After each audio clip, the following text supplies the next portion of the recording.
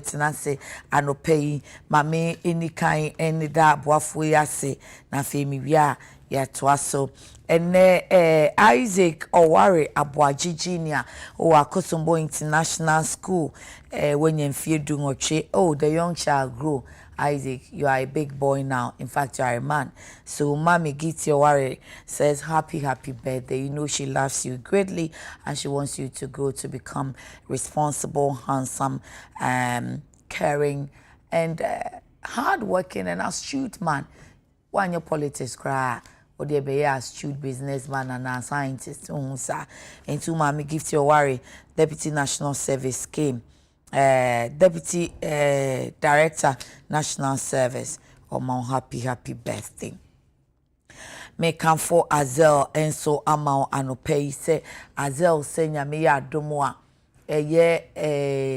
July ya or ye corporate social responsibility enti Azel oya ade say oboa no atete emeba monso ni mrantie nti emabuna monso mo benyansa no adwuma mo be pamade oye ni free empacho August ya say July de Romawi nti August nti o manipa 20 entity onye musika onye mo hwe ene nine o cho say de pam circular skirt ene ni top nti bomodin answer wo be 0244 155 266 0244 155 266 na afi yen school no say opeso fashion illustrator and say fashion designer also obeko Azel eno ebeba so September into ubebo modern say ube booki space na ode ato say de ebeya wonka echi na wetimi de ho ahyem a weekend any evening school enti acha in a year's time also pamade to what na ehome Azel ne pam me top and so na si me top nanim me top fefe Azel ena epam mame Azel me da se papa na me straight short kama yi eno so e compliment Azel atare no every z hair yes sanimrani say the hair mama enwini bone straight wavy kelly curls ne cry wo water curls de misi ho anache senwi no aba from any so na oye wholesale and oye retail enti mu to aton na mo ko the hair mama eho wa ope ba nso onso sa the hair mama z hair ni nefe eye papa na eche or Sphincters Bachona Echo Bank Echiwa Pe Fre 055 38 37 201 055 38 37 201 Obi huno Instagram and a TikTok eye Z hair Z anane de montizori fu be mi abiru Z hair enono enye yira kwan kra anopai ene wa woni tua said the mampani aka che ratings fo yi say ede ade ne wonum eye enti ye ba ni aba be bon komo reckless behavior of rating agencies cost Ghana President Akufo-Addo there ena enu achi was sign crowd atudwa say $6 billion bank inadequate to finance growth was say be mine say wo mu so enya wo mu sika krabia te say de omanya African Free Trade center wo mu atena ye wo Accra ha no omunya specialized agency say be mine so ejiso say ahunye bi ba te say 2006 or 2015 economic crunchy na no 2020 covid ya na be mine so enya wo mu de na nya da bia no mbeko many world many na mampani wakwa iwa afi na wo say apa wo mabo but wo say mumu aboamu ti waka che bi my AU commission no wonso wadwen yo say wo ho ana ena owura ato forcing Kane deputy finance minister na sisi oye minority leader wo mrahye bedwafie no so onim say o case o court ambulance bi abandada no koto ne ho niama womo emra no awe womo se wo mu niama bi omu ye no enam emrakwan mu no yese adwumakuo ankrankra adwumakuo bi big c fo bi abam se wabo man kakra obetua sika no enso ejisi momieni case no memo bi ameto case ni nti case ni de dia na ebedi nti se omo hwa asem no na omo kanti payment plan or the buy no na se omo de buy age anye antum die na wo muntia na ya hwe NPP flag bearership race ya aspirant ni se emu nsia ene de omo forms eko nti yegutu aye kenkan memenda ene last hour Oraya Asanetano or your political analyst into Ojinem Finfini no Chakwaha no Chakwaha Nechi eni nenim to no de Ojinem Finfini woni amanyoku bia emu ena Bema Kojo Dankwa Apan Dankwa or your Eastern Regional Communications Officer Emma NDC amanyoku no yetwen de ofi MPP monso se opepa Ovaya, good morning. Good morning, Esther. Now what to say? Yes, surely. Ebusian for who ye? Yamiadum, Bia, who ye? Agbesi Segbefia, no what to say. Yamiadum, no a ton kakraba. I'm say, and now Quema stitches be more so we. Okay. And Tisiadi Yamiadum, Agbesi Yamiasi, your costume show speedy recovery. Okay.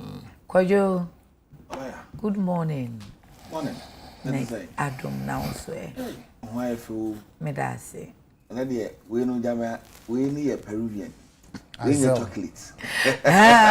Or fire, there be our or say as though at Azo, could you want to me until you mean? Could you make sure, say, no, share a hair center now, Abana, or Mouton quality human hair, or Peruvian, name Mongolia, name wine. Your friend will hair mama, Z hair. Or Spinkters. Hair mama. Hair mama. Me told you. Hair mama. Oh, could you talk? Could you say you wouldn't me? Oh, say. Hey, Bemana Jai. Oh, yeah. Last week, who buy Ubodi? The last week, mama. And the last week, what I did, and so Becca, okay. Exactly. Now, Michelle Long straight, I'll see where a bone straight. Exactly about it. Could Joe, what who say? Who told me at all? Hair mama. Oh, yeah, Bema, and I say Nipebia and also really white. Okay. You make kind pa. Into family. I could see a bad pana, Quebes or boy. Sorry. I said, what is true? Nada, who defend one who Kenya? So, could you take now to hair and I mean to be crowded.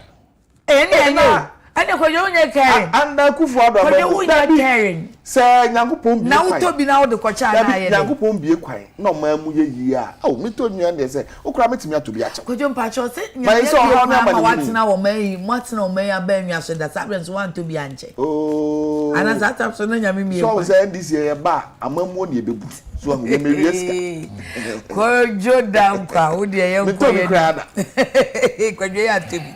Utobi ebebu anti mature the hair mama ho ya kutubio ofaya yenhwe president enkata ye enoa no sisi ankata ni na edi ehim na ebu mfumpawo was rating agencies na amwayen wo ma ye very reckless it's an say wo rating wo de baaye no wo hwanso a hwe fecho hwe mudiso hwe de wo kan wo yo ni adangrade ye ni efribi ni ekobi ni eko CCAA dia adesa afi obi a hwe say eni o my way dia carbonic capri obu o mo bosi o mu ntimi ntua yenso yetu enki entesa Esther me shase oh shase me dase Unfortunately I am not your senator no and unfortunately again jeez Nana the Danko is not my father. Really? You are not your senator, no. You are what? I'm not your senator, no. I'm a political analyst. And unfortunately, Nana the Danko Kufuado is not my father. Okay. And somehow. Now, I know you're here. Offer a topic in it. Thank you. And much we are now walking with wide. We are going wide. Why? Thank you. Offer Let's share a bush and me and my so you could, so you phone and I'm a chair will be Namachia Augustus Achampo, Migration Officer, post now called Western Love. Hey, one year done from. Okay. Mr. Moses Amano, our Research Department, our Ministry of Foreign Affairs and Regional Integration, which is this time, Anka de Omampani Aircan. Nanka would to tone send any padia. Nanka a beer, Nanka ne kwan swallow. If you say me as a Pan-Africanist, I believe in the fact that say obi begu Ghana Africa hofi and I say obi ebechere Africa ne bobra. Nanka say yankasa. Any ye access ye ho as a continent. Ni to me ebua ye ho fa na say ebua ye ho bem. E wo ye ne ya ye de to me and I say ye de governance e ye ho. Now so unfortunately His Excellency Nana Addo Dankwa Akufo-Addo our can probably shouldn't be the right person to say that in the sense buy a debo techino and no so near the ban. His Excellency the sitting president was a candidate back then some time back. And the downgrading of African countries, including Ghana, and shall say Mfina Mambu ase. Idea Ura Mewos Mahama Misata Breso, ye downgrade Ghana at some point. Idea Rollins Abreso, Ura Kufuor Breso, and many other governments across the African continent. And I'm surprised to say, and on all kinds in the sense to say, during Mewos Mahama Misata's administration, na fetch ne Moody's mo. The records are there. At least at some point, they gave some grading to Ghana, and that was the pivot around which Nana Addo Dankwa Akufo-Addo led party then used in criticizing, and as omudi gu the then aban ho fi say omo mo omo breyi iska pudu ana omonya omo de etwa omonim spelele. Enti omo gina so e de campaign pa owura kan foriata occupy Ghana. It was part of the reasons omo kire say aban then had been reckless in spending na omo nya sika omo mfa nye adepa. Enti ene I am surprised say omampani or to ayampia ama isa grading agencies no. It's like Kwame Nkrumah can be say the black man is capable of managing his own affairs. Yes, indeed, we are capable. See, anka se betumi ato 2 year no ma yie. Na so na abro ne bayi. Any sebe person nkumnyanti. Is kapudu e African continent and Ghana is not an exception. Sa sika na yensa eka no, yemfa nya de pa.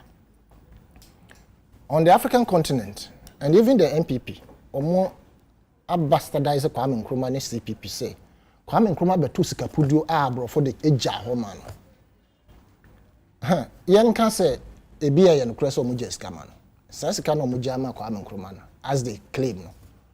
Or the year puntunjuma ebeboa Ghana ni Africa.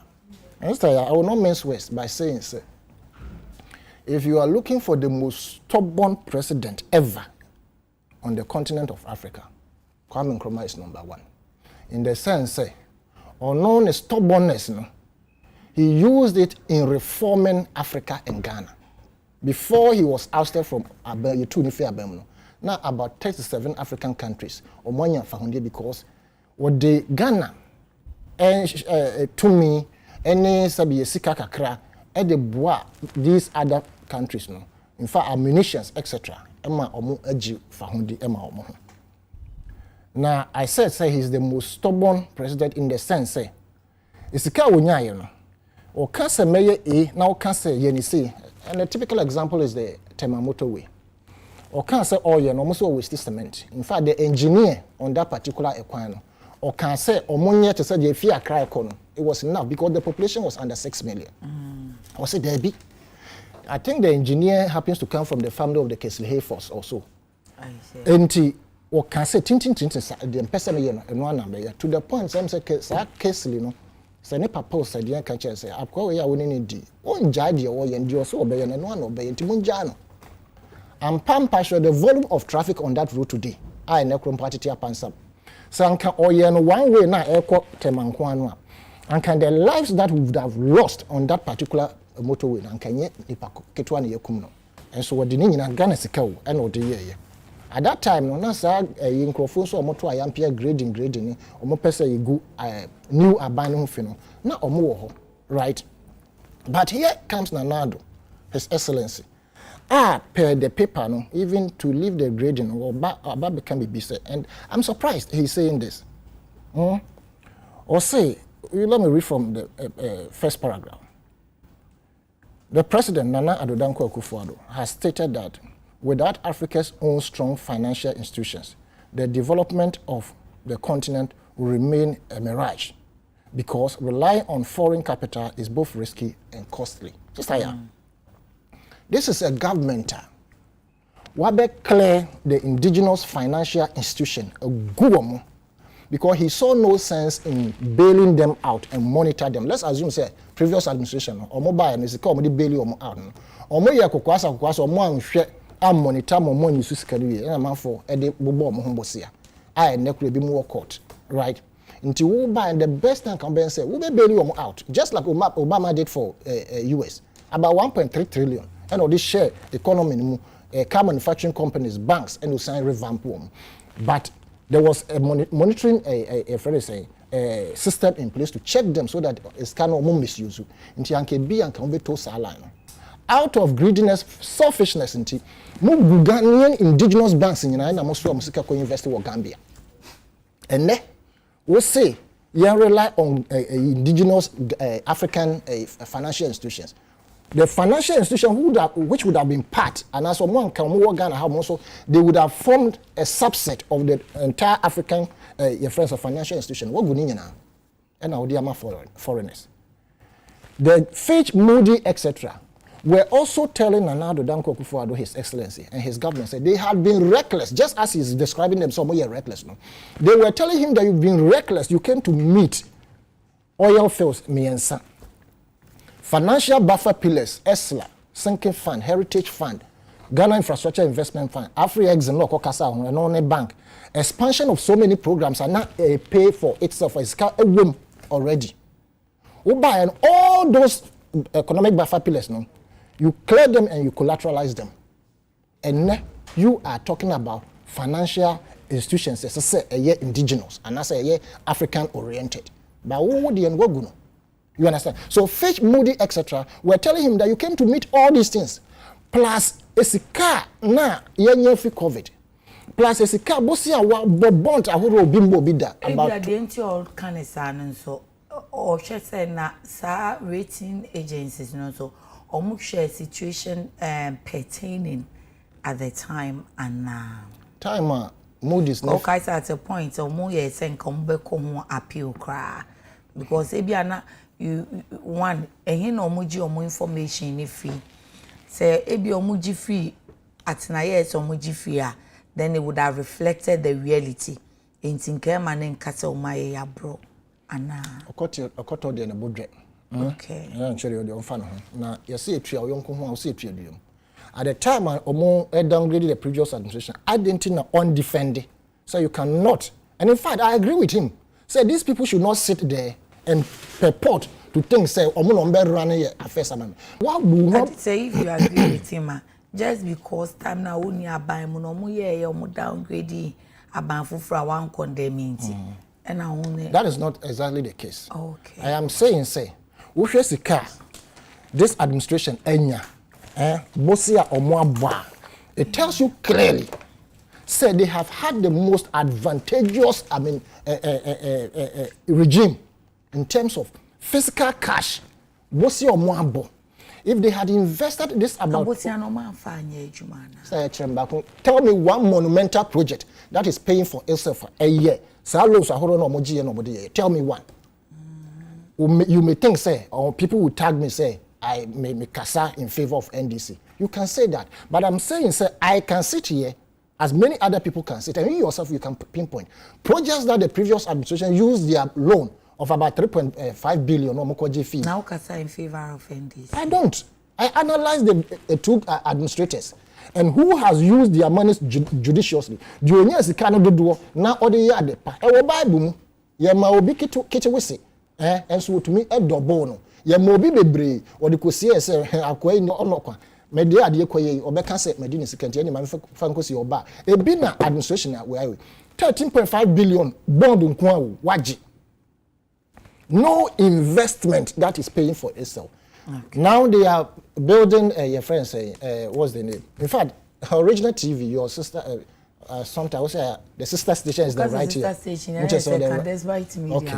Another station I'm called Original TV. Okay. That was the day they had commissioned the 160 part 2. Okay. That was the day they had inaugurated 161 megawatt and I'm saying, look, we called for Nana Danko Kufado's administration. Say, and you know now, will end it doing so.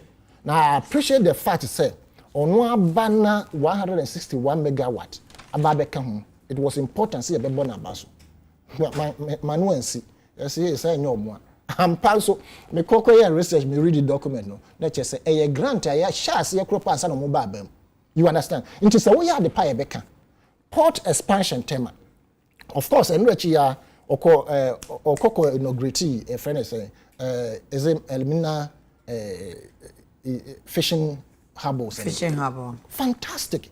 These are the type of projects we want. Into we just got fire idea. I said once watch it to in the photo ka say sikana watching ye me mumukra men come back all the eye.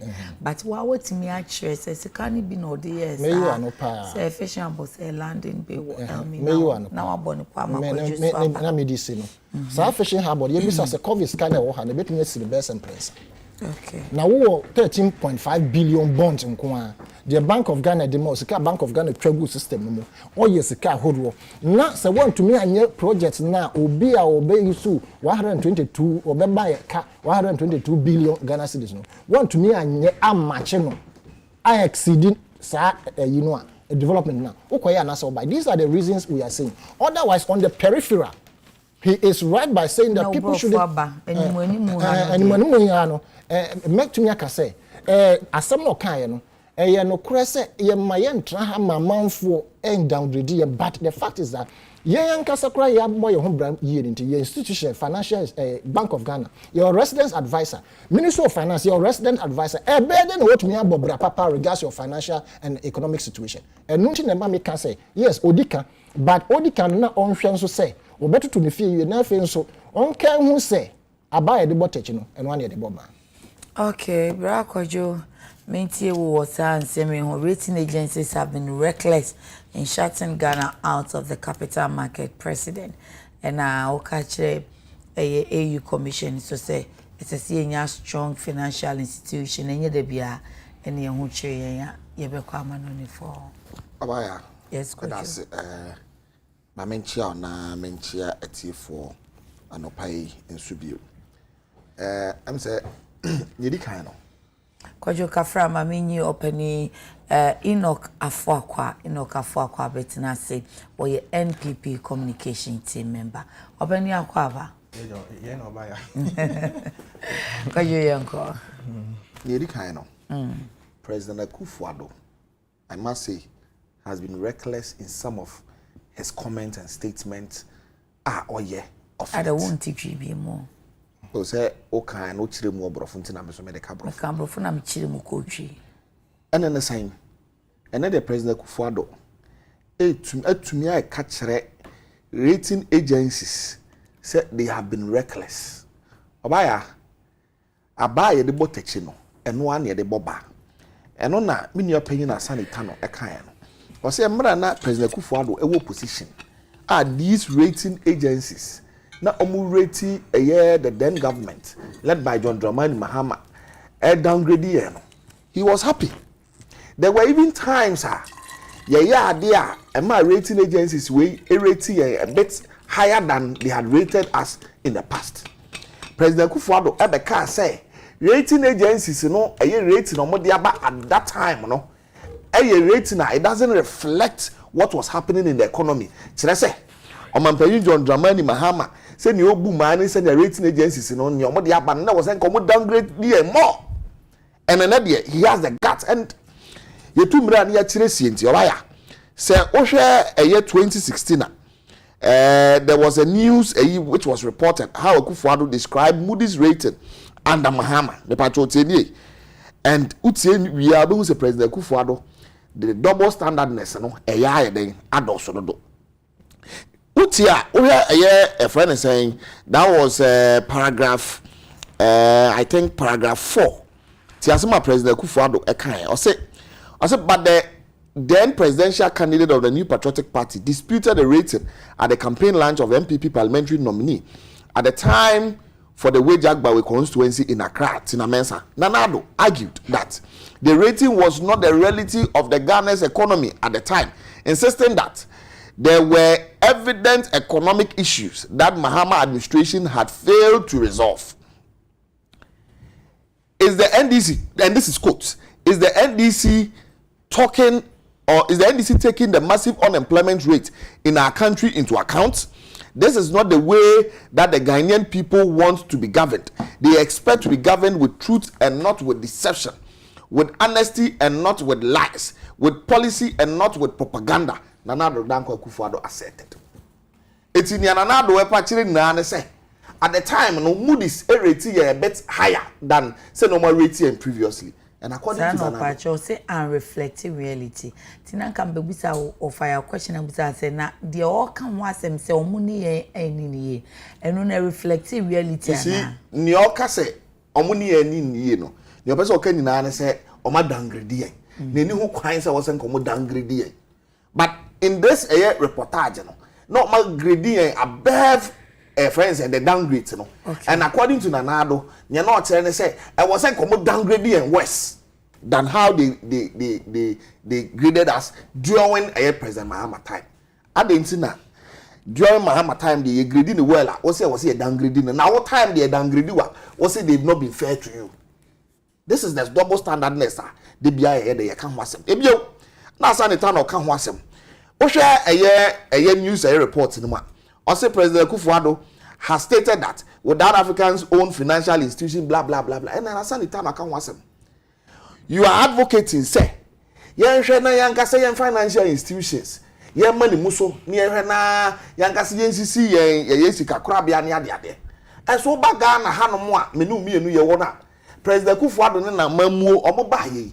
Yan friends and banks are near and the financial institutions over 400 financial institutions that President Akufo-Addo buy wabegu and I'll buy our way. Wabegu wenu na near downgrade wa. Afe was hey, I didn't see downgrade. Now President Akufo-Addo, what was he expecting?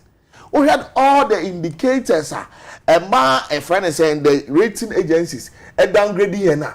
All the indicators, we're moving into the negatives.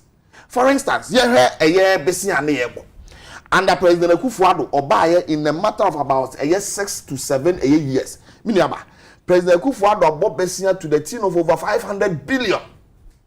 Over from Kwame Nkrumah pencil to John Mahama pencil, about 60 years, near Boka 120 billion. Now all the 7 years, about Boka 500 billion. Which kind of rating now? What percent you rating? Look at an indicator to say a friend is in debt to GDP. Debt to GDP and in 2016 now a little over 6%. And the President Akufo-Addo buy debt to GDP 100%. And then interest on a friend say interest payments and amortization. In 2016, now interest payments and amortization near to about 11 billion. And then we can say interest payments and amortization you 50 billion. And so all the indicators clearly shows to say on mine on your all the indicators clearly show say near what yana dia about minor tumpon and unti anaya rating agencies and no more downgrade you and you downgrade you also on say so we are on your with the issues to say the name without or fire no said the we are near my city said the near my crisis I would do we are safe from no or more they not to call into consideration now I say crisis here can once me and you be a Ghana and Kwana could into those crises Ocean they bring a countries Ivory Coast, Nigeria, Togo. Oh, now they've gone through this crisis, and in the crisis, share indicators, share be to set deficit. One can say now the and Kratako, parliament. I say won't all spend beyond a certain limit. And so a year crisis in the buy, you spend more than 15% deficit. Share other countries in our money can wow can say or can spend them, but crisis buy into compare you see Ghana, we do not live as your friend is saying in isolation. We live with other neighboring countries. Kotogo kohe. On deficit na ko Nigeria kohe. On deficit na okay. Ko your friend is saying South Africa kohe. On deficit na it is a isolated Ghana and yet ye. But why ya ya bedru baby ya do ya. Sa ratings see but you see the ratings and the downgrades in the share by even before the crisis na ye can wasem. In 2019, Anna Fitch ekache and say by a year 20 na Ghana ye debt to GDP na etwamu by 98%. Almost predicted they predicted all of these things. So Nanado cannot say and as MPP cannot say your friends and COVID the name Ukraine Russia war and am those downgrades na dey aba. But abaya ne dia bedu ba bia ya bedu nyina na say President Akufo-Addo na aban. Na ya downgrade o ma wo kasa ho. And you also want to say, Sika hodo bebrebe a wonya hwebesi a omabo. Hwe grant omagye, hwe oil revenue omagye, hwe ye kan say taxes a omagye. Any hwe sika omunya ye during a year COVID-19. The question is, how did they spend these monies? Say sika no mu di the same. Me no mienu na enim say Auditor General report on the buy. Over 30 billion aban we nya. Omutimi accounted for just about 12 billion, 18 billion has not been accounted for. Even the ones that they accounted for, no credit nyame ni mu Auditor General's report. Sikano ni omode ye niema na enwo se ko omode ye de omode ye. And say o spending recklessly senior President Akufo-Addo spend year. O pese your friends and rating agencies no, omu rating sign and over IMF staff report by Sa ye spend ya sema ye Kenya no na am ye downgrade ya mampanyi no nte ase no. O hwa my journal line o de aba. O say Ghana fiscal policy characterized by overspending. Ghana's fiscal policy characterized by overspending. Let's say ye disikani twa ye num ye disikani ye dino ye di grow emadamas ye di twa ye num ye de wasa ye sirem ye sika no. Na o sika na as say overspending all kind. So mampanyi fa Ghana sika $15,000 per hour. Not the high plane. So the come because of so jari wo wie mu a. Ade ase kire ne say is overspending. Thank you. Ebia obaya me pacho me wie. So mampanyi e fa Ghana sika na o say wo hwe ye can say the spending government expenditure report from January to September 2022. Now so mampanyi na Akufo-Addo for 15 million Ghana cedis. No, so they are caught a year car tires and batteries and loan. I mean, in a car tire and battery, no, your credit was right, remember the buyer and answer. So, Mampani for Ghana Sika 59 million, no say operational enhancement. Now 59 million buyer, the quantity is getting more. And your pay, your body, also operational enhancement, and then the move fear, you call operational enhancement, and then say, you see, a sumo biso kukrum, uncle camera, a sumo biso kukrum, uncle for a news on farmland, and we have 59 million Ghana cedis.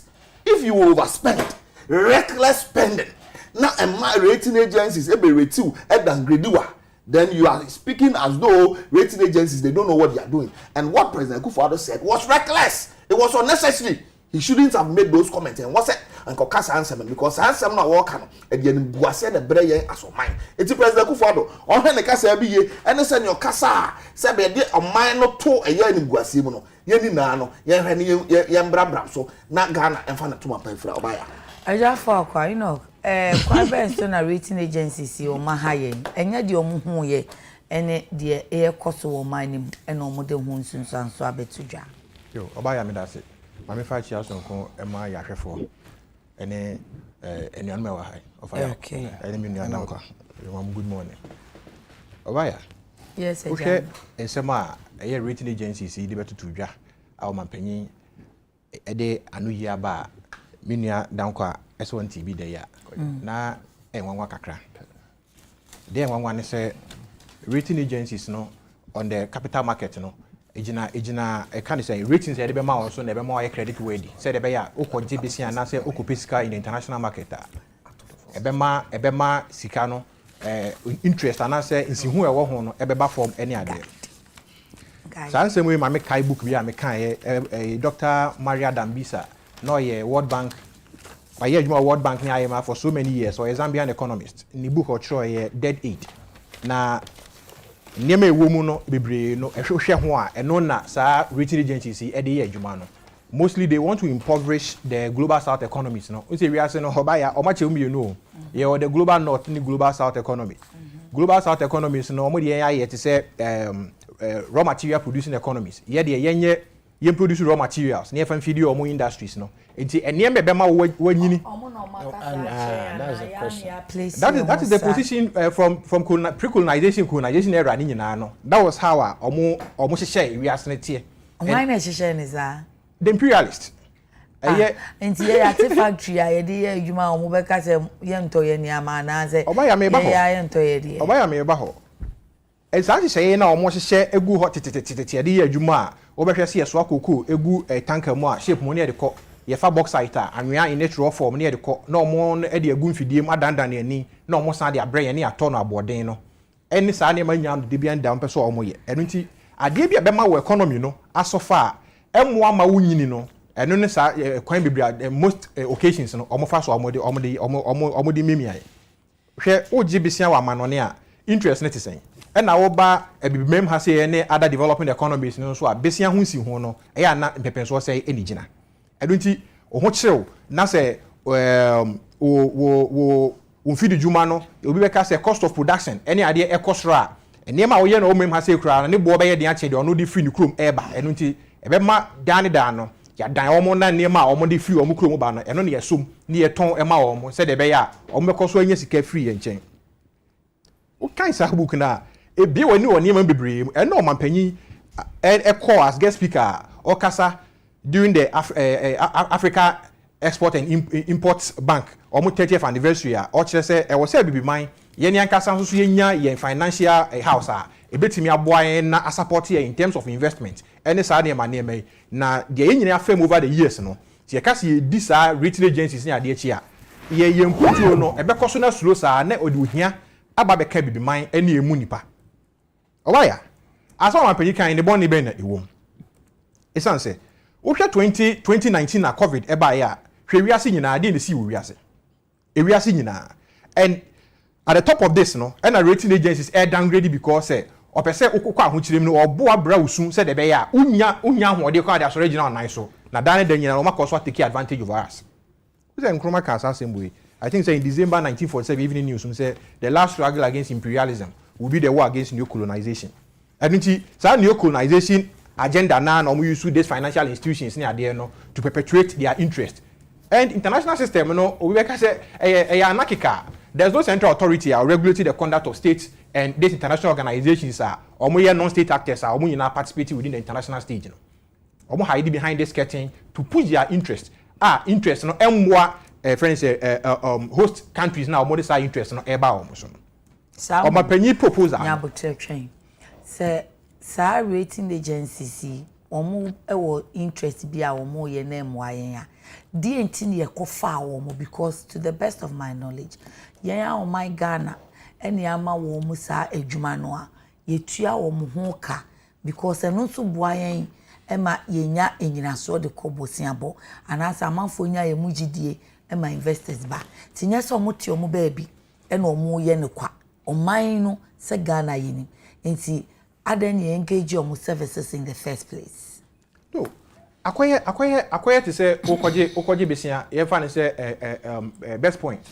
Is it best point savings and loans, yes. Right? Not best point savings and loans for more conditions on who say and some e besia no gi say bia Mr. Yao ne consultancy firm na ba be assess o name bi your economic deliverables bi o macroeconomic indicators and ne man sana ya ma o sa besia na de be ma on. And based on the offer your company the consultancy firm beba no eno ne yegina so e dey ma eno nti ne e tied out something obeka say a trickling effect of just say beka no ade a ebata ho unti uyifiri ho a o wa ifiri ho a enye yi because say the almost see a structure system no you cannot do away with those rating agencies no eno no man panyi e ka say e bibi man because your man panyi gina wo kasa no kasa bibi man o and Africa Export and Import Bank no e bibi man there and currently who the performance of the Africa Exim Bank here omode payment module aba you can pay in your local currency near there omo transfer houses near there you need not to change to foreign currency like the BRICS, any idea, you know. So Africa Exim Bank is also the what we call the PAM, the Pan-African, is it monetary policy or something, okay. And no, and also dealing in that. I don't know my penny same crime say to engage in that here, they be boy year because our rating agencies on bata this IMF, World Bank, and this British Wood institutions near the end no. Omo ma country no because of their ratings no and looking more worthy. And when you go je besia, yes we rating no B minus, C minus. Just a category for one day, kwaje besia, nsi hu no form. But one rating down wa. It's hu no was through because ye omo chesa say, oh yeah, high risk. Oje besia na bia nitu akra be yeden. Enti o say besia nsi hu ene hu conditionalities ni ade o ho no mo a. Ye pejam say the be ya omo so be benefit omo. And they are benefiting from this at the expense of the masses now. Nipa na hia mo na omo so omo be boa omo no. Aban ba ye no ratings for ratings say no ma ye dey aba bonten. Oh several. Ebi o ha efeva yen. Say so oni akole ekokoto bo a. Efeva mo aya na ye te sa kasa ya mampani kan ya na. Oh, obaya. Bebe o mampani gina wo kasa yi.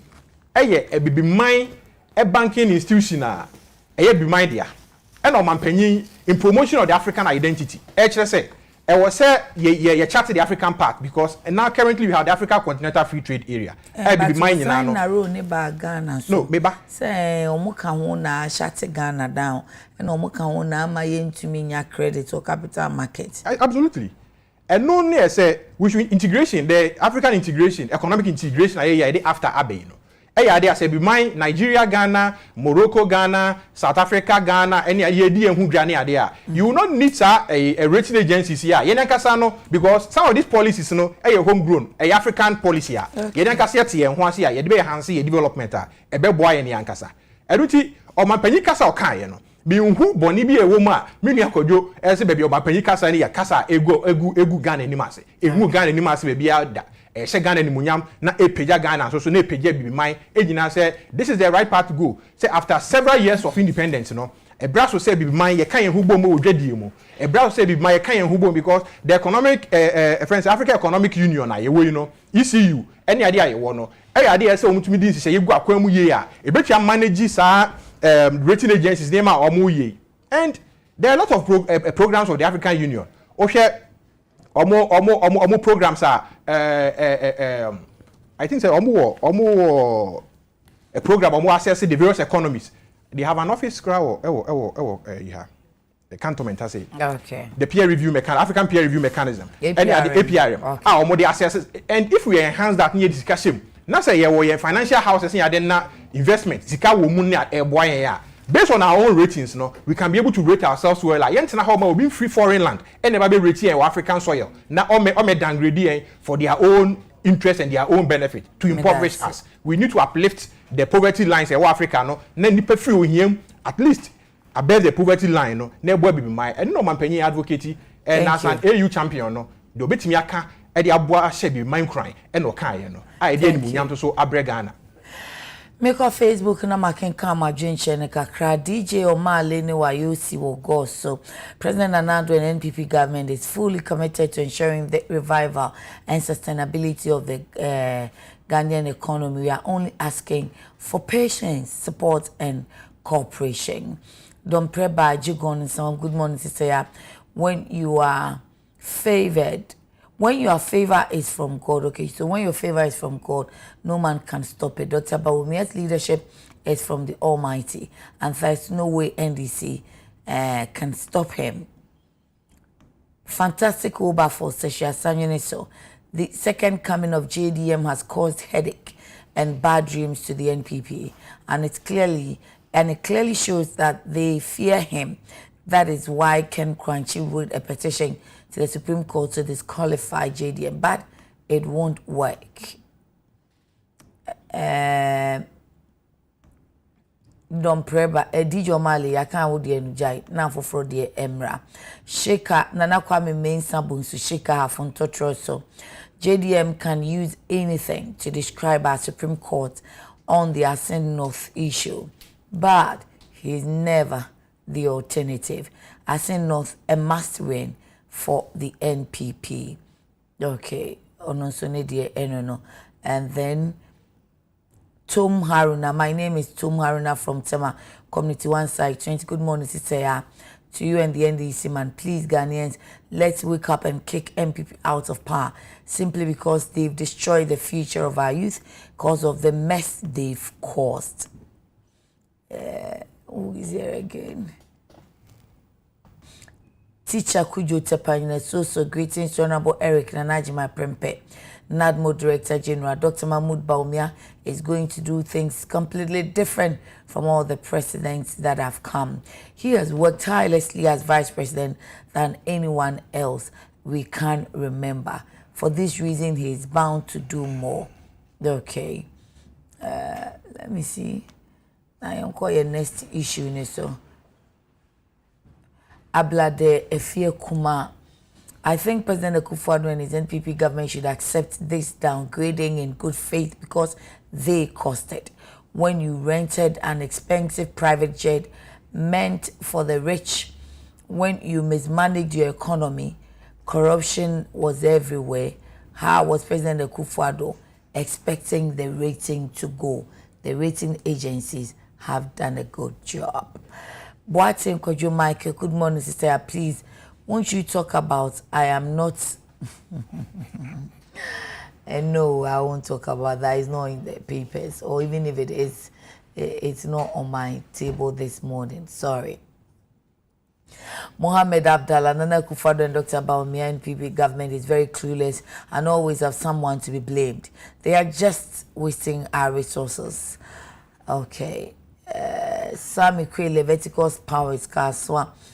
Kaswa is working because of Honorable MP and Minister Mavis Zawa Kumsen, ably supported by Honorable MC Anita Obo Amisam. Frank Apia says we need posting. So from 2019 till date and now, ABBA, what has allied health personnel and graduates done wrong? Please post them. They need posting. Man Pierrot says Ghanaians are suffering under Nanado's government, and we are sick and tired of all this NPP government. They should admit that they have failed. They have failed Ghanaians. Man Pierrot is in Angloga, Sobolo, Kumasi. Okay. Koyo, Yenshe Daily Guide, page 6. AG rejects out of forces payment plan. Sikana I say Big C proposes or debate on behalf of businessman Richard Richard Jakpa Obetia the aman said Richard Jakpa ne honorable out of forcing in a Ejina was ambulance ya almost any fit for purpose no Sikana 2.37 million euros. And a big C for his own car. Womu etuya 2 tranches, 2 million euros. AG Emma several reasons, but Daily Guide say one of them they say, and so omusika no mod say omudi betuano, and so sikana ye kan ho asem no. Inte kanenti osi onyen to mo de ho. Se no kwan so ano no. Obaya. Kasi e jikraji interest kan ho. You see, Daily Guide. This newspaper, I friend Daily Guide. Okay. It's not a credible newspaper. Oh, a fair comment. Oh, it's fair. It's not credible, and I will show you why. So you pro party, be about credible. Yeah, it's not credible, and I will show you why. Why they are not credible. First of all, people will also Ghana 40 as say. A MPP former national chairman, a Ora Freddie Blay, on the people. It is a MPP former national chairman. And on a GMPC. Woye board your friend is saying on board chairman na meboa e wo GMPC wakoton Ghana shares nko wakoton Ghana shares ana wakoton Ghana shares ye wo ayi mu no wo no ne pepanie me pa cho Ghana fo mu tie Freddie Blay e pepanie and as Freddie Blay pepa tro ade na me no mienu wo ye Ghana ni na abefa ni serious ese wa tie nie and me be che odi nti o munye credible and was ye so sa asem we we kura na was ye di hu nkomo or see AG reject a two forces payment plan. Just a two forces and any payment plan. Say me baby to sika no amose makosi financial state no. No actual way heading way we no. See any obeka wo ye pepa ni mo buy our penny be fa. You say politics dia enka and say ube ube PS through the bill no wa chere company because company mu no nyabote emremu no oye company DGN group ogina brand enti die enti na obeka say eya asemesi na obenten obaye ebonefo sema wudi se ben no die abayama ne ben no omanya abaya TV station away e why patro e why dia yeah say obi a onimu kan fine but me no me enu die say you can't do that. Ghana ha obi anim say eyowura Kwame Despite Dr. Kwame Despite on the TV station here would me carry me obi anim so obi sama e say defamation and sama Despite yes sama United but you say Despite dia we Freddie Blade dia abaya tie nie ti asama dey ti ameka so omonye credible no tie nie o say the office of the Attorney General and Ministry of Justice has rejected a proposal by Big C on behalf of a businessman Richard Jakpa oya to force na anyenye bia Richard Jakpa oya to force and so which this newspaper is saying say Atoforce wanted to settle that is auditro sabi omunyi credibility omankasa head no matro ne ne omatro paper ni mu no sabi egbabura uye no so to ntan ya but kojo headline so eka kwan omo faso omo de market paper ne ho. How can you say it's a headline now watch no any story ni gbabura and you are telling us say you are marketing unhu bibi saying media ni mahunu omo no mo tire sa de menya sure say Peace FM online will do that. Peace FM online mo be sa what the omo be sa catch a TV na TV nti ma ye din catch a TV. I get to ask the questions. Oh, to me, yes, sir. Peace FM online will never do that. Look, Utie, Oya people anymore. Say, and on one was Daily Guide understands that the proposal only covers one of the three accused persons. The proposal. Our company no it covers only one of the accused persons, and that is Mr. Jakpa. And today, Daily Guide or Betrosi AG reject Atoforce's payment plan. Atoforce in the such a useless, and here your friend is saying, how do you call it, reportage? And you better know how you so. Look, okay, I say. Dr. Atoforce is expected to open his defense. Was expected to open his defense on last Thursday, but the court had to adjourn the case to allow Mr. Jakpa to further negotiate with the AG's office.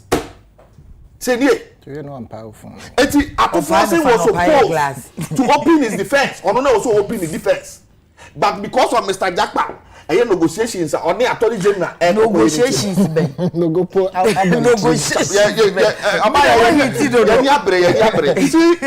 look on my woman obaya yes cause you comedy amanfo hweye maame no ye nananom a aban we edi omusika ato pre look at how DDE grow atopre DDEP amma ye nananom bi he maame bi aminim no mi kromo yosi no ena me no ka se wanya stroke wobubu agu ho I was sorry in ye. It's newspaper. I want to be reporters. I didn't. She said, "Galam say, I say, and sass your man, penny no feature. You took Galam say, want to be reporters. I didn't." And then Papa Yako interview. No, now a war, your friends, environment and science and technology. I hear Professor from Pom Watson. She said, "A special prosecutor. I tata and said, yeah, because we cannot correct." And we sit here, we keep quiet for them to throw dust into the eyes of the people. Why? Omo just say Ghana na omo de ho. Omo just say Ghana na say bi obi a nene. Sabi omo nko na nyansa gu omutimu ana.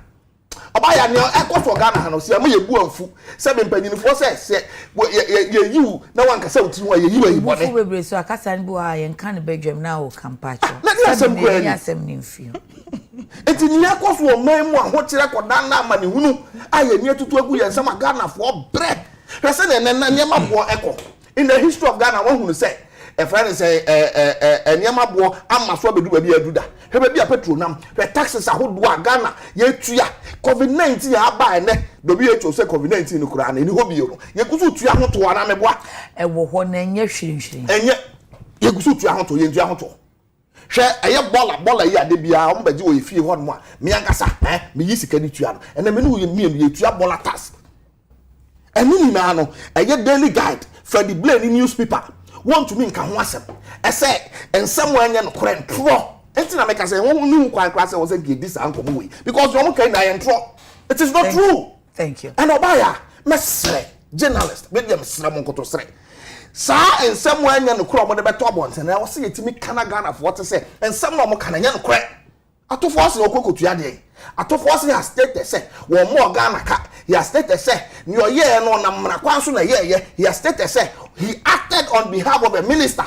and so ono de obefesi mra na say ne was here dey face mra and you see enye me hu say omo de nam touch line because omo nim say eye president Kufuor de ene Ghana hanom yenim unanimous eye nine yenim say ne court system ne judicial eye system say tie. It's because of that, you know. Omo so metimi afa touch line. Ama ato force ho akere no. Sa, omo de omo try. And I hear the secrecy omo ye no. My no camera. You know. Ama empanyinifo amo ya fa mo sa mo metna o man court kese. And amo ye. Thank you. Eh, ma men kan kire empanyinfo. Kodwo no nsuo. A friend say opanyin boni a o se obetena kuro ama kuro aye de abodo. Se kuro ne ba ono so otimo bi. Eya bebu na midam omo. Enoch yanko at forcing as any proposal now why proposal didn't na agent so onye. Why me that say? Yes, Enoch. Minim de ntia kodwo ho proposal. Ni nyina ne sen. Okay, we bought taxes din you tua boiler tax, you tua cover tax, ye enukre. Start to Ghana for tua obaya utua bi wo salary despite media de ma wono. Ye te oto. Sa to ye titiri nyina bi ne aboabo ndegu kwansen e friend say consolidated fund mo a ye di bi ye se fa nkoto ambulance a sabi obi hu dodoro na se e wo se ye rushing ne ko ayaresabia no ko nya ayaresha a ye tibi na contentem ne mprimprim mo a e be ma na ayaresa etimi agina brane ebio obi enya sabi akwansia bi asikwan so a ambulance service e emergency service a eboa na di nipa contemporary tem kwan so even on the way no kra no ebi ho itibi the infusion ndro ni ade sisi ayarefo no so ansa e do bedu ayaresa bia kra no na bi yetimi resource take omo na yetimi di omo ababegina pempenso bi a omo betimi yebeti abo omo nkwa eho ban sa yi seye mu e de bra ye rato force Dr. Kiselato force no ye minority leader ene you see se Ghana asem bia ban de be na MPP NDC a na oman no enyini okay wotimi akai to ho asem o na to no hwan na etua edipa bi etua to se to no be di djuma ma no e be ye niam papa ma no sa niam papa ne bi ye sen koto ambulance mbra over 2.37 million euros. So cost na se omuhu ni say rich hunting na se ne be dan MPP NDC. Obaya, when the chase abayifo no which no when the chair na obi ko hunting no. Sa abayifo no say which o. Say be which here abayifo be boa. It is when na bofo ben na o chase abayifo no. Se wonim se no ye kasakwan che se wuni aban mu a de obeba aban mu no wo taataa wo a wo ba aban mu no ase wo pese bubu na pre. Obaya enipa miensa enigina mrani mu a ye bo omokwadu. Okay. Dr. Kiselato Forsen. Yera Jakpa and former chief director our Ministry of Health. Okay. Enigina mrani mu a ye bo omokwadu. And a big C for omoye company a omko sa defective ambulance a sebi udi be si Ghana ha say ya ejise ekọ Madina circle Madina bibia ni mu a kire say ambulance because ambulance there e wo say wonya some gadgets and equipments e wo ambulance ni inside a ye de yare for tumu a ye betun ahwe no sa ambulance we ba ye no even seat kura e bi nim e ye ti say cargo ye de sape person na de beton special drink ne special ice yera despite munya and Dr. Forisa munya e betun abo modjuma ye because e open emu no bibia anim wo the special drink ne special ice eguma e be ko Ghana fa na nyina e betun ice adwuma now so yes team so ayitimi ya can but then they will do the installation of whatever equipment. Yes ye to ambulance obaya yes ambulance near to yankase ye kofa sprinter buses abegu Ghana street so say sprinter buses are e ke any GPR2 for arrangement say sprinter buses here be ye de bremo say de be ya moka e bi aftia pansan moka e wo circle ne other stations trotro stations no between new cars e dey augmenting the fleet of vehicles. Yes, ambulance, but if you are serving the purpose because and you're fit for purpose. And Attorney General say there has been a willful a financial loss to the state. Sir, and you are no mujina and renima yebo mokwadui. Ye say Obia MBA Attorney General born kwadui no. Omuni omohoano. And embremo no obaya oko court na say you hoano. It means that a substantial case has been made against you. a esa wo de adanse eyi ho ano se de be ya emra no enso nan enu mu na japa ene big c for say because of some person Ghana ye adwuma che na omo corporate image ho ensensem nti no omo ofa se omo etua se sika no and yemra no ema ho kwan se the court tax na under section 35 of the court tax na ema ho kwan se wugina ye bo kwa adu e wa asem ho na se asem no efa economics ho a se sika asem ne ade ho a na wugitum se wudi fo a utimi please say wudi for ye ma kwan ne tua based on the court act section 35 of the court act enunti ye rajapa minim say wotu sa na mo say obe plead guilty a but in any way obi di pamian san say ba akokwa gitum say ampa say wadi for a enu nche so mo mian san nyina di for but any on one so say you want say okra kan you rajapa adenti na whoever gave the story to Daily Guide one chemu say you rajapa ana o chemu kra omuso amfani say japa but ye dey ato force na ato so ade owudinti ana obaya memenya sentroni ura ye sentroni etu na bitimi yi sa headlines ni bia no amaye nanso so no say ye rajapa Yera to forcing a sign contract on behalf of the Minister of Health. Any Ghana Baimu, any contract the man no. Eja to say, and pass it odifo, and Tiaman Quina, Untiana Big C4, and Mano Sicano Fentia, Big C4 Chiaka. And who's a civil case there. Then, a case here by you, say Minimia Yao, Akokojina as a Nebia, na a Kojo Dankwa, and a Kojo Dankwa na Ebia, a cannibal on the Atria. Kojo Dankwa, Yao Betimia issue what we call third party proceedings, Etia. Etia a friend say Kojo Dankwa say ampa ye bono ebubo na ono yaw enyo no betu aka no na so no Kojo Dankwa e na betu aka no but such situation we no obaya situation we no big C no propose say obetu ya sika no obetu ya 2 million euros out of the 2.37 million euros no ono no onye party to the suit onye accused person enu nti e wo say omo mu gina ha ye bo mu ko adu no accused persons no e na betimi a trigger the provision under section 35 of the court act no I get to some pass e di for enu nti mo mai kwan na ye ntua na eno no in consent and concurrence with the attorney general say attorney general ono to me under article 88 no eti ase say ampa menum ba hihye e bia nsihu e wo ho interest e wo ho no e say e ka na e say e se mo gitu so metua de a ene e fa nkodan court na court mfa ohye anase order ento so na ye nsa pepe ne ye ntwa kan say atemu no so to say metua sa ne ma na wi na so no minti say sa say na ko so obi third party no tinchen e big C no ene e offer so metua sa sika okay say bibi enko bone a enka be dey aka so metua sa sika no eno e kire say the case that has been made against Dr. Case Latu Force na bibi bone bi ana ompe enim gwase ani we wire more so my company omo integrity here wo obaya company e bad this matters obi anim say wakwakoye transaction be in the Republic of Ghana transaction akoye ye no akwakoko so financial loss to the state ema state no agent court state no prosecutors no etinya make a case against the accused persons a case against the accused persons no sampa say omonai ba ku siwo say court no ehun sampa say ampa asebe dia to omo so na kwadu dia bo omo no enyina so ewom ento omo yi omo ho ano a which means that there is something fundamental I ho no mo so omo hwe eno na ehunhun omo say sa na be dia na yefesika no enko na so no menhu de nti a yewura to forcing ontimi mbre ne ho asenka se ampa sebi ye nyina ne yenye sent obetwa ye bibi na bia with good intention na so no awieye no na nkwanko wie yie obetwa agya tum se anamo na mituru na it was in the best interest of the state na so no ebia enhwe han bi anase enfumuso bi ba ko mienu bi ekoso ba bia akofa we aba Ghana fofa mbɔ ne nkyeme ye betua ska na ma ɔman no dan so be go through the full rigors of the law na emranda ko wie no yesi ko prison anase ko hase yi no ebe nim guase kese ama nyina edu ti afutuo na mitu no odo se me MPP ni de metu ato force info Dr. Case Latu Force se ma on di NDC ati mo nya ne yodium aye ti se ye ko yi ase aye se ye ko yi ase obaya obaya ma me ka se so ho fe ni ye ko yi ase menu be ko e difrusi amenam wi a wo betwe oni no mo ye menu be ko no obi no wo si amenam ya kan bia bu no so obi asan ho ko edu ti ato force o hwe ye be bia waduru ne ho edo ho ye bunu mu mo ma NDC fo nya ne yodium na asem ebenem over Stay, I'm going to say. Ghana Journalists Association, what can I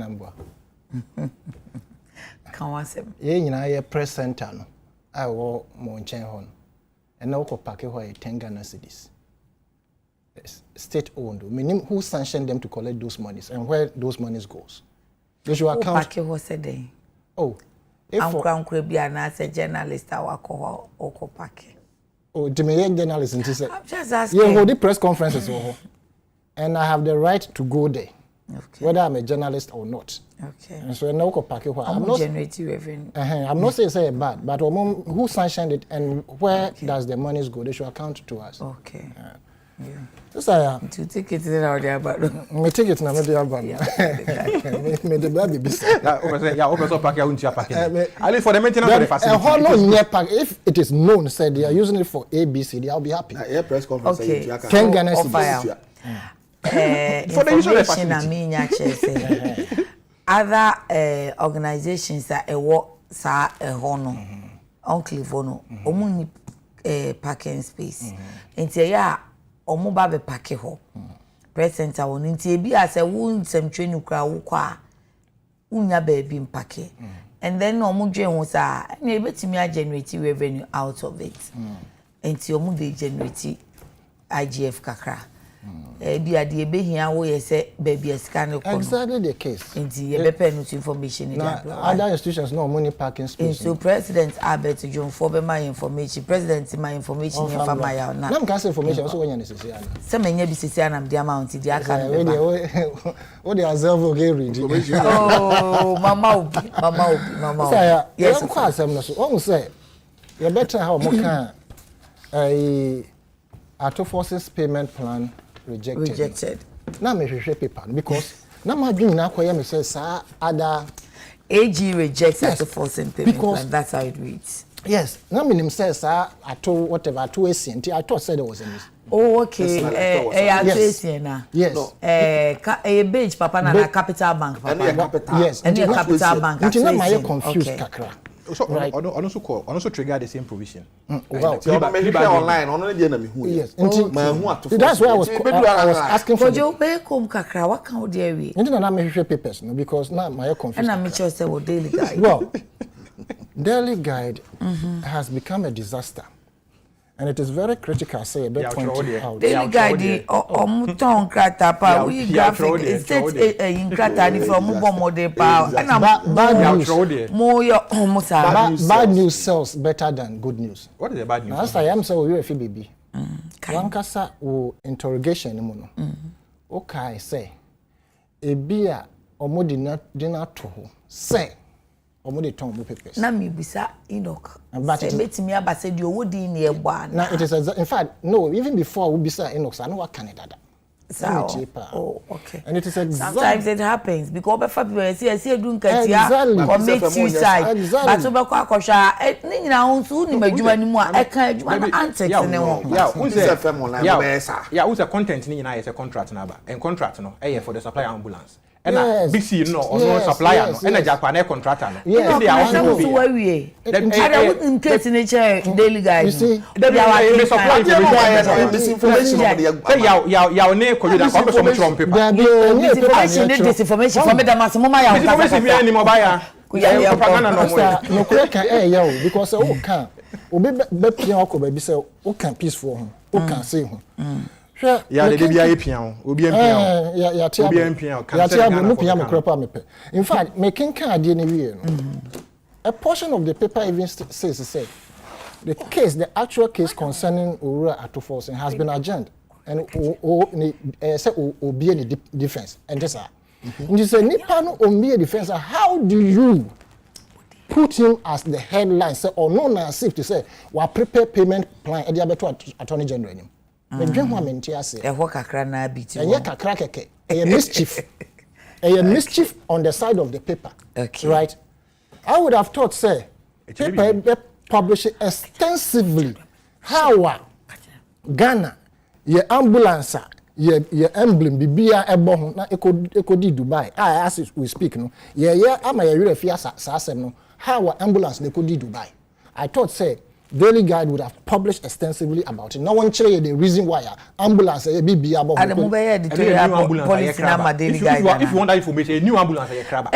Eja aden ma wo fire on kasa nti say oye mischief nti say your ambulance see ship mo fire on kasa nti Dubai ebe Shagana say you produce ambulance emo a you produce ya na ya akosi car park Kwame Despite car park company and as a kantanka na yi obey them so on a deal or the ambulance in banana. You say you did any require century also copper and your car and your car quite is Obani and down. Messy, who didn't know. There you Mr. Jaiza, my papa is on Canada.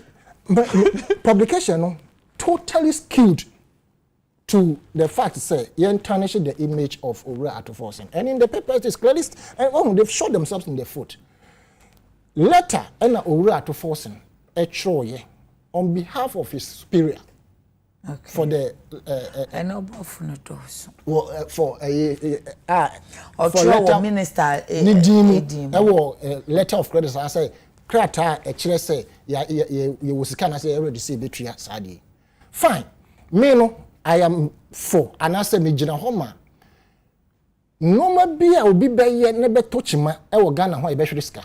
Okay. In this particular case we no nkrofo mu di anim na e ma Ghana e hwiriska no. Yendi asem said ye tifenchim but so we try say we pese wo dis asem egu obi anim ase.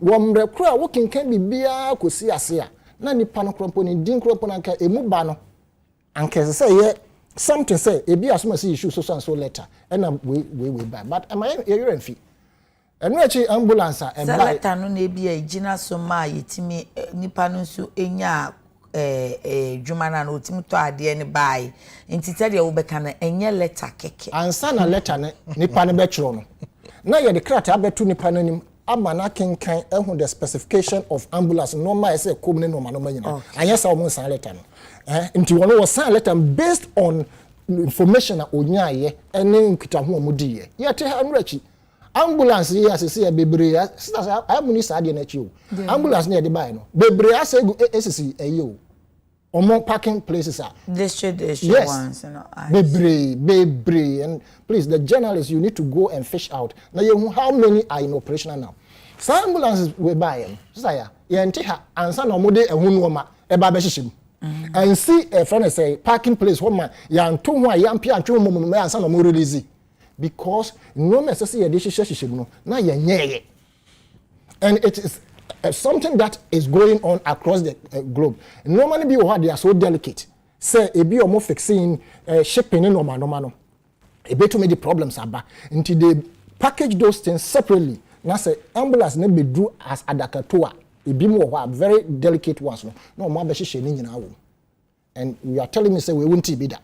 We be go hodi na dodo saying na omunya fan hihye mu akoya asem. The last one e buy the operations here no it did more than 1 year or something almost 2 years o can the aban for free by yes. Over 300 yes over 300 it did am okaya demonstration upon demonstration eba omemha concerning the release that car park at a forecourt of the na ho nyina yema ye twemumum sa ansana omo be hihye sa no ma na wie and these were the excuses that they were given us by the Minister of Health say no ma bi mu wo ho a ye de aba afen ye hihye nti ye ntwe boas me hihye and we saw evidence say nkrofo ehjem expert a omo hihye sa no ma omo hihye ni nyina wi asa no mo release the other ambulance na be do mem ha na ye ho ba asem no as to how many months years and a bedi ya yamfa no man amehihye I can't tell. Okay. Into minister no or sign letter no, he signed the letter based on professional advice per the specifications that the abam ya can say the ambulance so and so break Ghana or no one expert in a friend say those things into the letter better no or per Ghana you know the office say ya the back be boa Ghana be boa no and I was sign o mo the ambulance no buy na say mo hold o more responsible ni di aso no kosi ase you say why and na a mistake enti akoba ne say na ne pan kro agya tum so betua nti so betua nhihye sese ye de ma no tua interest ka ho no ye mfa ma no na ye nja nkrofo din say no.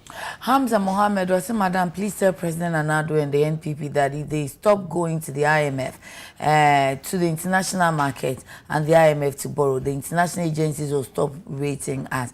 But as far as we keep on going up there to borrow, they will not also stop rating us. Nana Osamponsan II says, greetings, honorable lawyer Enoch Anhwe Afuakwa. And then Fela, this man will get heart attack on this stage. Kwabena down. No, his name is Kojo down. And then Alex Joe Samam, he can criticize, but he has to criticize professionally. Tell the NDC if they want to win power. Okay. And then who else? No. Time now crash on.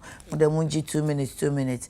Now, as you they say Mobile mu super delegate in one because I try 5 no. Or my 6. As at Enra.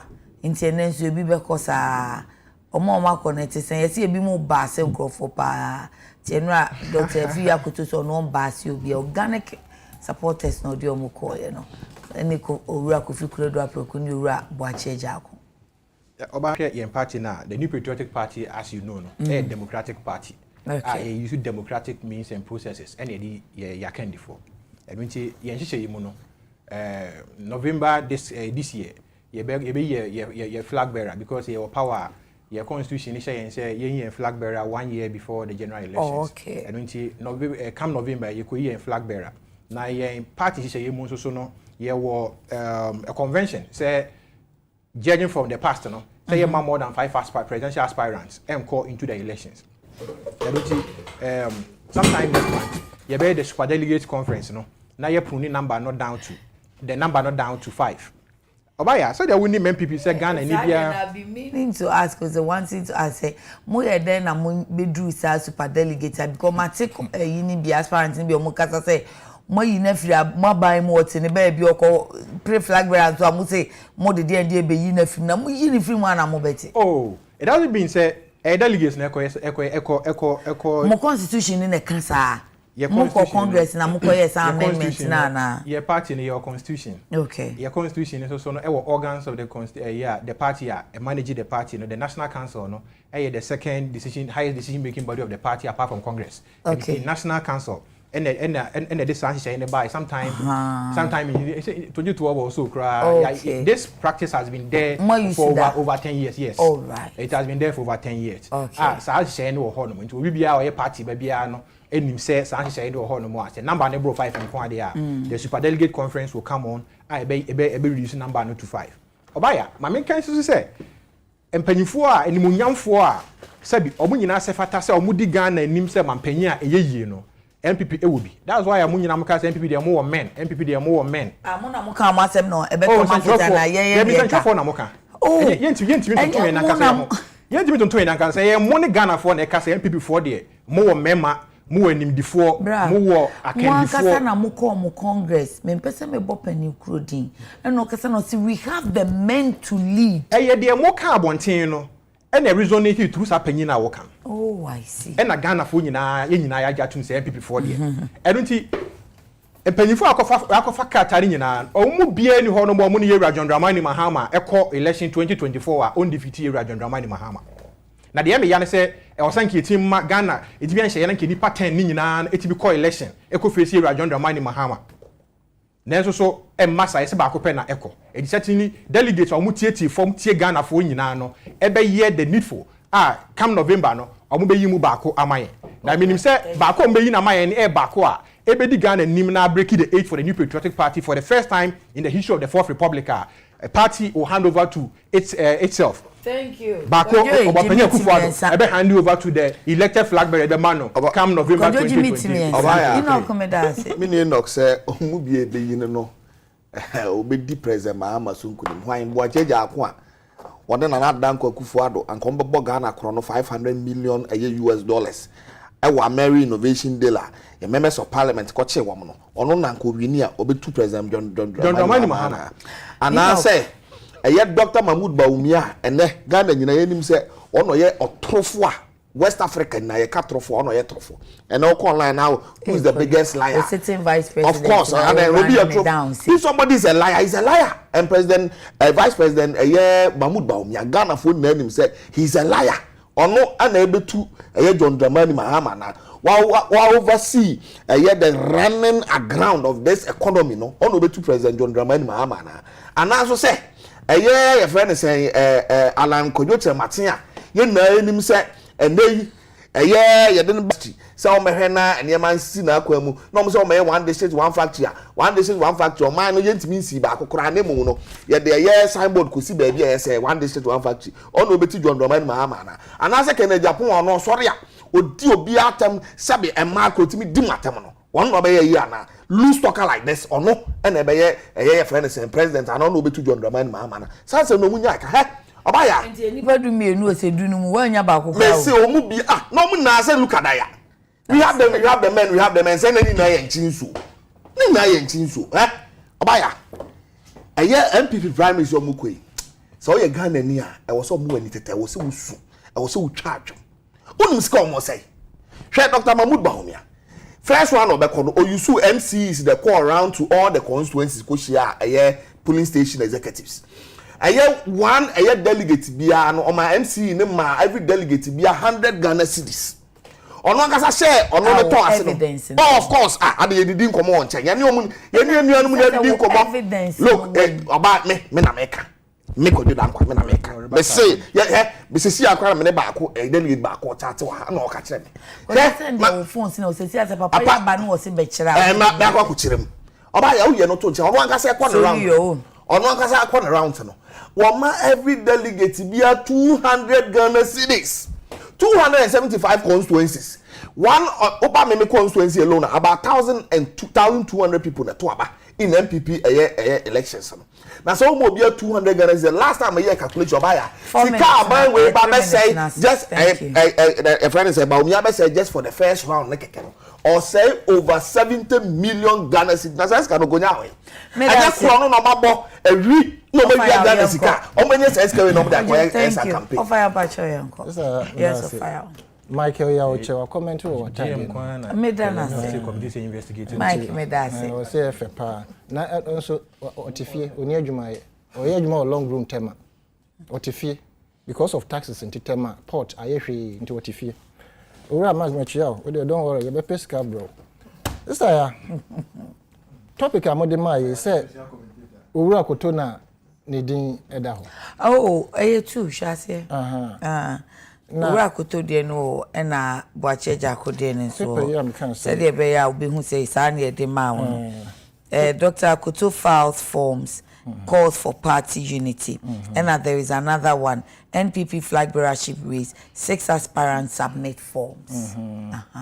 Okay, the more honey Dr. Akoto files forms and calls for party unity. We can say paper way. It's a disaster, mischief. Esre no almost re papa no. Wo dey hwe picture om dey go anim ha. You say papa no almost re no kra o. Aha. Out to the stand say. And no other picture you kra ye. Sa. Mo so mo mia mo ne yi sa 3 billboards no. Kokro mo nsem. And na make catch so no akra no kan so no on ba senkofo nti mo di na chi no just the core members of his campaign team. You see, I love the motivation. In Kransha a shem krofo mu na nipa edu miensa. Now I say do me no bisa. Ade so ade amoko nipa mienu pe.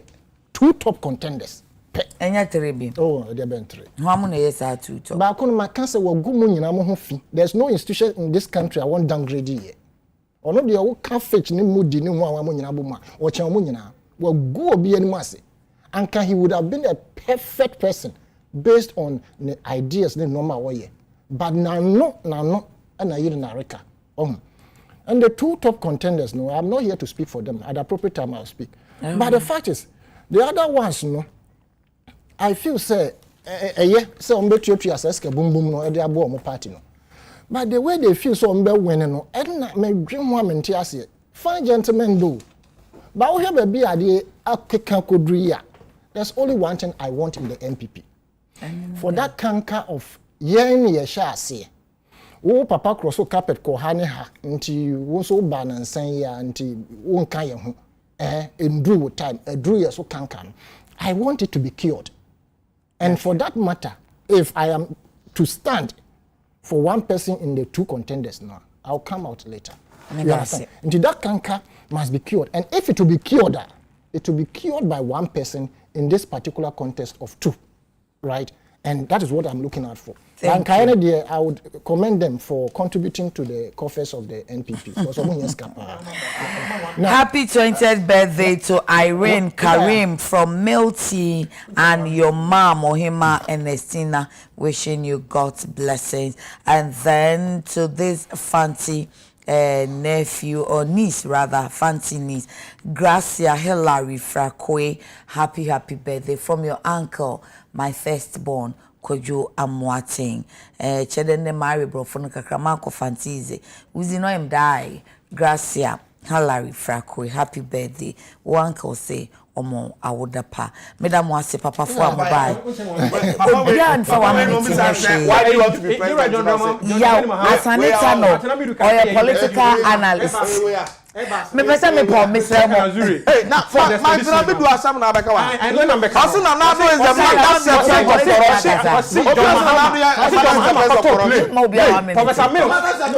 one second ba me mama. E musa me we. Me ka one second. You let me see the court. Akosi said. Mente. Obaya. Na you live no musu je. Obaya. Ye jakwa IMF na echo. Court. Obi dey come. Matinabi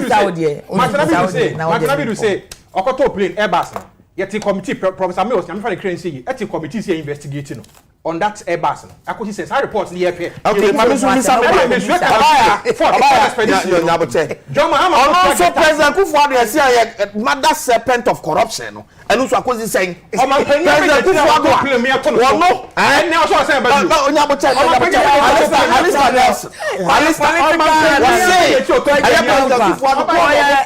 communication team member Emma NDC the regional communication officer Bema na ko say regional communications officer Eastern Region Emma NDC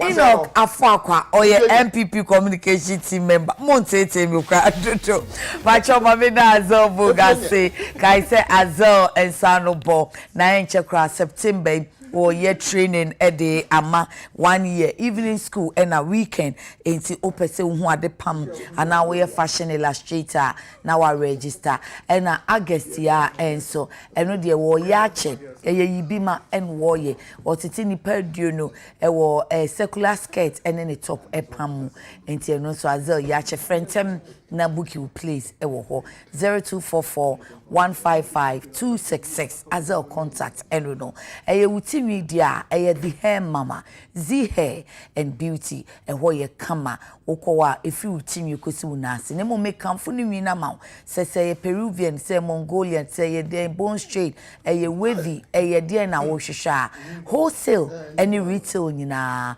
Z hair will be ho ZEE TikTok Instagram wo pesa wo ko ho dia Spintex Ecobank nechi wo betimi afre 055 383 7201 055 383 7201 yada wo mu nyina asemidi de yakuna manyame admo chena Adekye Nsroma besia ba yada won so asese da ohweye